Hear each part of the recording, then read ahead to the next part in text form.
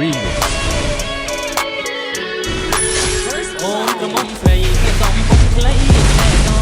ពេលអាងដៃខ្លីប៉សតែខ្លួនខានអបងនាងពីម៉ូតូចេញ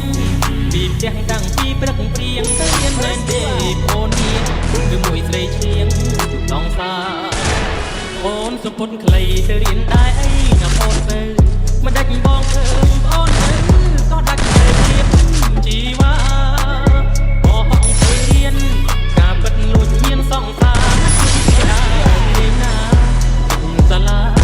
រាល់ថ្ងៃប្រយ័ត្នចិត្តកុំបែកចិត្តយ៉ាងនឹង